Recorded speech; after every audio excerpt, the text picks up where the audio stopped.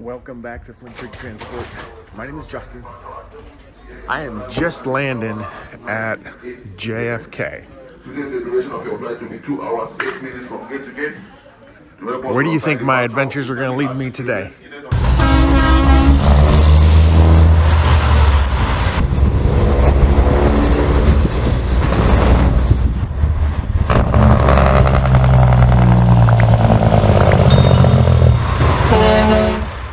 This trip was actually a fairly quick trip. I flew out of Syracuse this morning and I landed here at JFK, and this is actually my final destination. So I'm coming down here to look at a truck in, I don't even know what name of the town in New York it is, but it's like Ronkonkoma or something.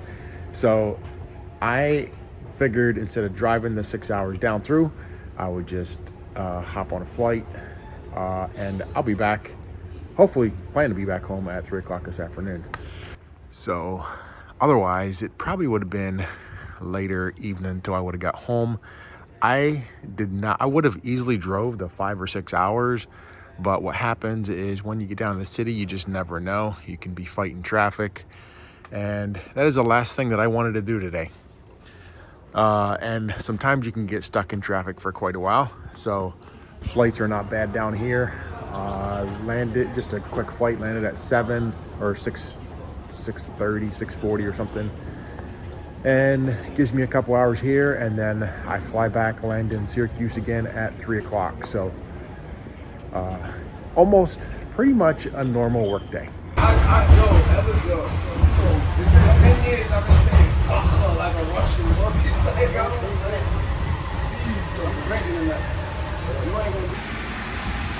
Well, I never rented one of these before. Never even drove one. Little Jeep. All right, on a mission. All righty, guys, I'm here. There is a couple trucks that I wanted to check out. This truck that I'm looking for, it's somewhat of a specific truck. It's called a Hooklift Truck. And basically what it does, it lets us drop the containers on the ground. That's kind of what I'm looking to do, being able to drop containers, drop a container off somewhere and then hook back up to it, swap out from flatbed to pretty much something that gives us some options. But here's what I'm looking at. I think some of these are actually new trucks, but something like this. See the box? They're pretty slick.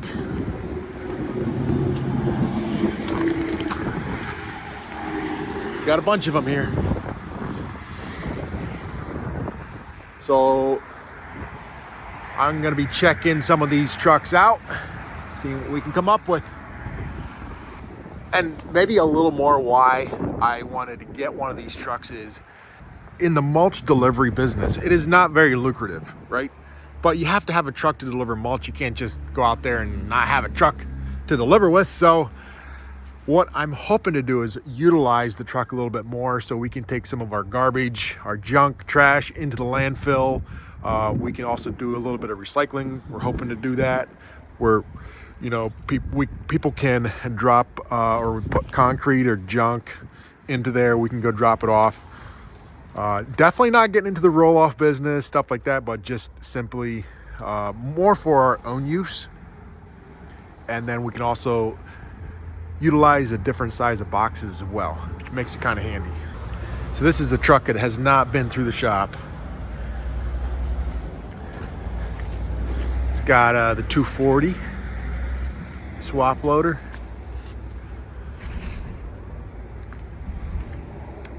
I guess this is a 240, right? 1000%, yeah. All right. So 4,300 with a 32,000 GVW. Kind of weird. I'm not sure why it's not a 33,000 GVW, but this truck is fairly clean. I don't even know what year it is. 15. No, 2000. It's probably a 2016 because it was built in March of 15. Just looking at this truck, this is probably, it's got a Cummins engine, probably one of the cleanest trucks here. For 2016, you can see a little bit of rust, very little though, very little.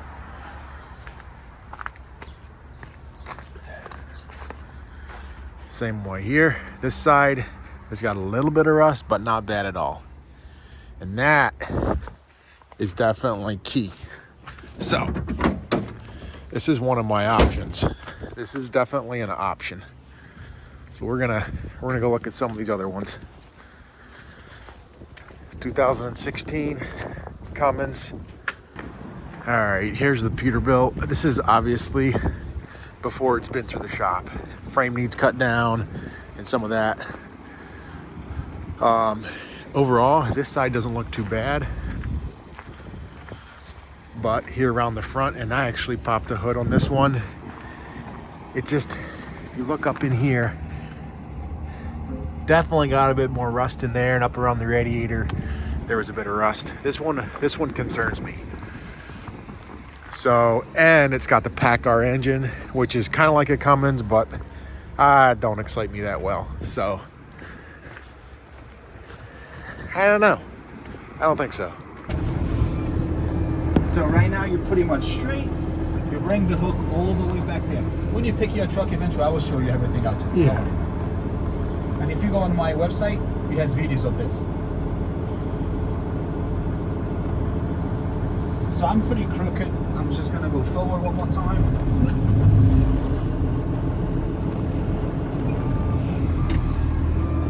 Now I'm pretty much straight.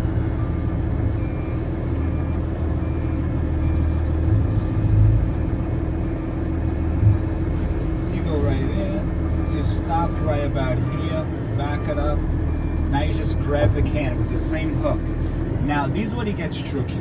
If the container is loaded, you want everything is free on the truck. Don't jack the brakes, because by doing that you're applying the brakes on the rear wheels, and if the container is loaded, the truck's gonna pop a wheelie. Because it's like you're trying to reach something back there. Yeah. You know what I'm saying? It has to be released. So release the brakes. Brakes are released. Yep. No foot on the brake, and you pick the can up. If the can is loaded, the truck is gonna roll underneath. Right now the truck is heavier than the container, so the truck is gonna grab the container. Yep. So if he's loaded, it's much easier. As your first couple times, when he gets close to the rollers, you're gonna stop. So right about here, you wanna stop. If you have to go outside, not a problem, go outside. But you wanna make sure you hit that roller, you wanna make sure you hit this roller here. Yep. Both rollers.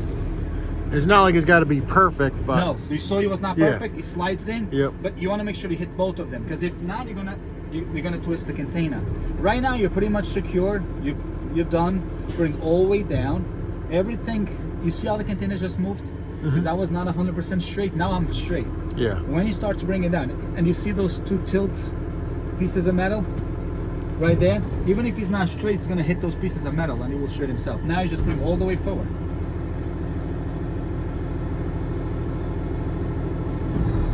That's it. Just wanna hop out, see how steep this goes. But you can see how quick that hooked up. That's pretty slick. That is really slick.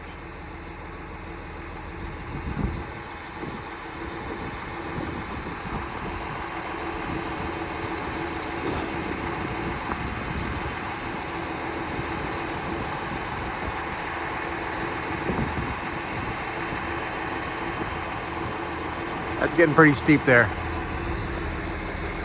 That would unload mulch. Oh yeah. Wow.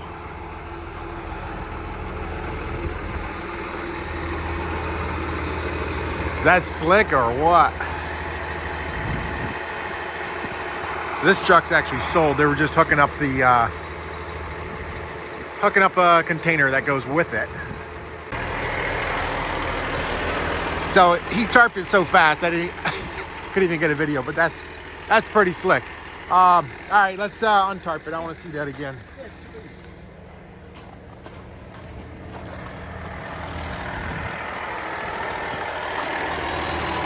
See, that raises up a little bit, and then tarp goes in. Look at that.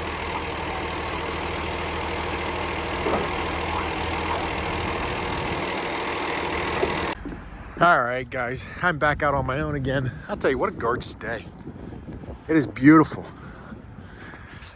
But, decisions.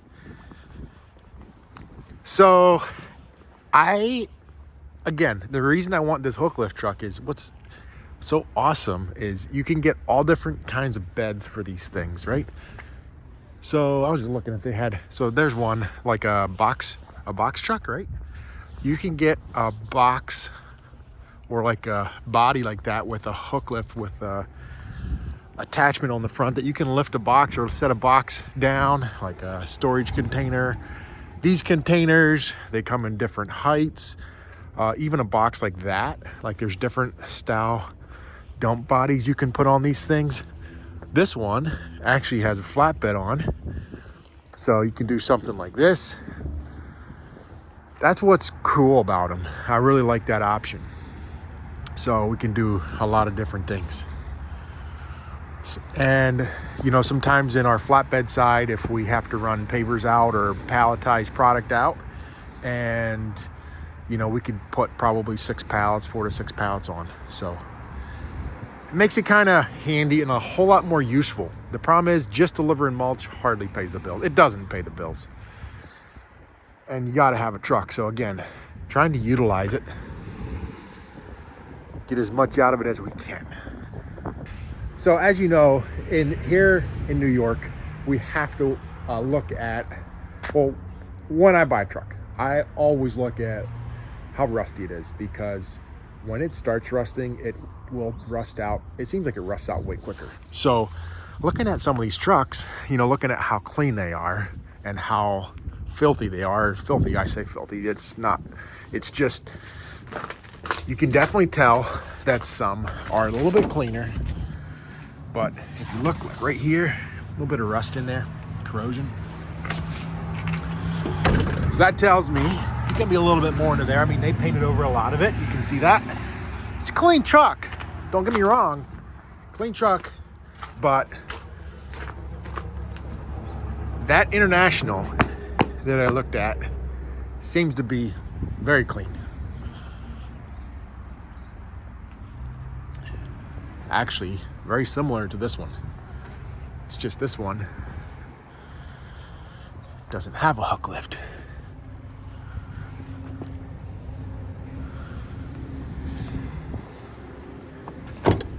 So this one has a basic steel dump on it.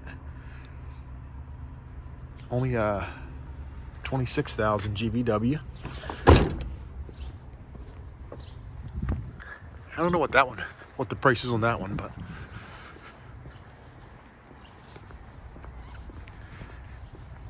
always something.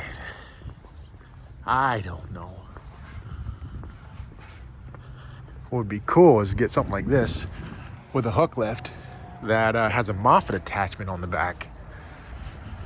It's a nice star car.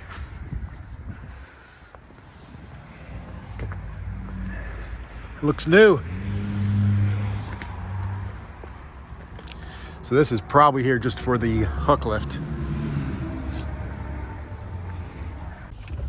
All right, guys, so no deal yet. So I'm not an International fan, but this truck is clean. That's key.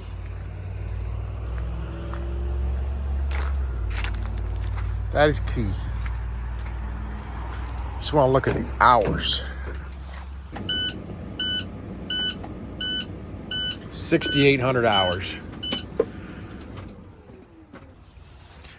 You see this one quite a bit cleaner. A little bust through in the mat there, but overall, much cleaner. I don't know. No deal yet, but I got a quote. I gotta think about it a little bit. The truck obviously is not done. It is gonna take a couple weeks worth of work, but what I'm trying to do is just figure out sales tax, and I just want to run some more numbers. It's a lot of money. It's just a lot of money. I look at like, man, I could get like a nice glider. Oh well. Oh well. All part of it. I am back at the rental car. Time to catch a flight back to New York or back to Syracuse. On that truck, I'm gonna figure it out. I'm gonna think about it here for a day or two and then let the guy know. Probably gonna get it. All right, guys, so I made it back from New York City. Good trip, everything went well. Yes, I am probably gonna be buying an international. These little trucks, it's kind of crazy that, you know, kenworths are very hard to find in these trucks. What these guys do is they simply buy these trucks on auction or whatever, buy them used, buy them from Ryder, buy them from different fleets, slightly used, and then they'll put these Hooklift trucks or Hooklift bodies on them. Very, very few kenworths and Peterbilts like that. Peterbilt there was like very few. So I'd love to have a Kenworth or a Peterbilt. The Peterbilt that was there just did not cut it for me. Even though I would have loved to have it, you look at the rust and amount of things that was wrong with that one. I mean, not saying it's a bad truck. It's just that international was a lot cleaner. And for what we're gonna do with it, if we were gonna be running this truck 320 days a year, that would be one thing. But I'm only going to be running this truck for a few months in the summer and then hopefully occasionally in the winter. The reason I'm getting the Hooklift is hopefully we can run it a little bit more than that, but that's kind of the thing why I'm kind of going with whatever. So if they would have had a Hino or a Isuzu or, you know, Freightliner, I'm not that picky on the truck brand when I'm buying a truck like that. But it was something where that's the truck they had. That was the cleanest one there that I thought that I saw, and it had a Cummins. It looked pretty decent, so I was like, you know what? That's what I'm going to snag. So I ended up sending the guy money for it, put a down payment on it, and hopefully we can get that truck back here in a little bit. Thank you guys for watching. We'll see you in the next one. Peace out.